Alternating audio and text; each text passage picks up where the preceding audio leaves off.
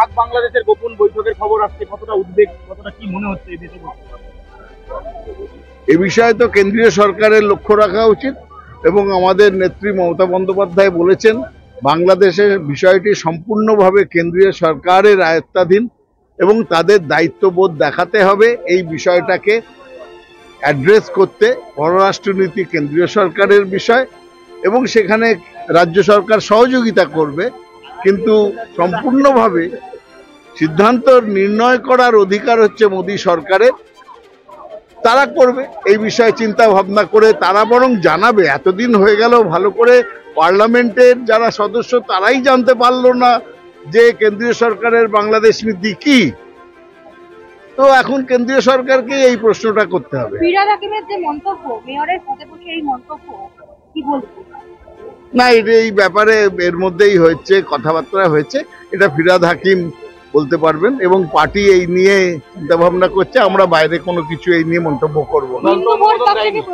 অনুমোদন দেয়নি দলের, কালকে এটা টুইট ঘিরেও তো একটা দল তার বক্তব্য ওই টুইটের মাধ্যমে বলেছে, এর বাইরে কোনো মন্তব্য আমরা করব না। বিরোধীরা বলছে যে একটা টুইট করে শান্ত হয়ে গেল তৃণমূল কংগ্রেস, কোনো কড়া ব্যবস্থা নেই, শৃঙ্খলা রক্ষা কমিটি তৈরির পরেও কোনো কড়া ব্যবস্থা নেই।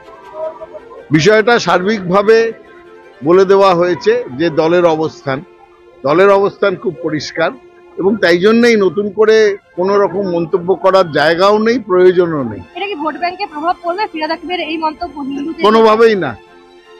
অনেক কিছু নিয়ে অনেক কথা বলা হয়েছে, ভোট বাক্সের প্রভাব আমরা দেখেছি যে এই গত 6টি বাই ইলেকশন প্রমাণ করে দিয়েছে যে মমতা বন্দ্যোপাধ্যায়, তৃণমূল কংগ্রেস আর জোড়াফুল, এর বিকল্প পশ্চিমবঙ্গে কিছুই নেই, কেউ নেই।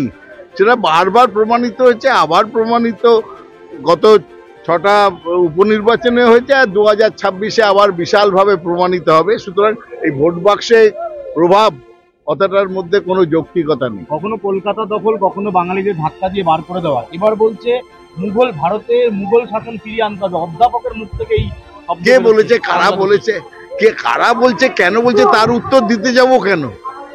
মুখ আছে, কথা বলতে ট্যাক্স লাগে না, তারা যে যেমন ইচ্ছে বলছে, তার জন্য সবসময় কি আমাদের মন্তব্য করতে হবে বা কমেন্ট করতে হবে?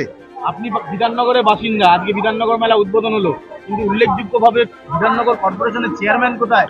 সব্যসাচী দত্ত অনুপস্থিত, রাজ্যের একাধিক মন্ত্রী এখানে রইলেন না। সেটা তার ব্যাপার, তিনি কেন আসেননি তার বিষয়ে আমি বলতে পারবো না। বিরোধীরা বলছে গোষ্ঠীদ্বন্দ্ব। দেখুন, গোষ্ঠীদ্বন্দ্ব না, তার কোনো কাজে আসতে পারেননি না, কি ব্যাপার সে বিষয়ে যখন আমি জানি না, কেন আমি মন্তব্য করবো এই বিষয়ে? ধন্যবাদ।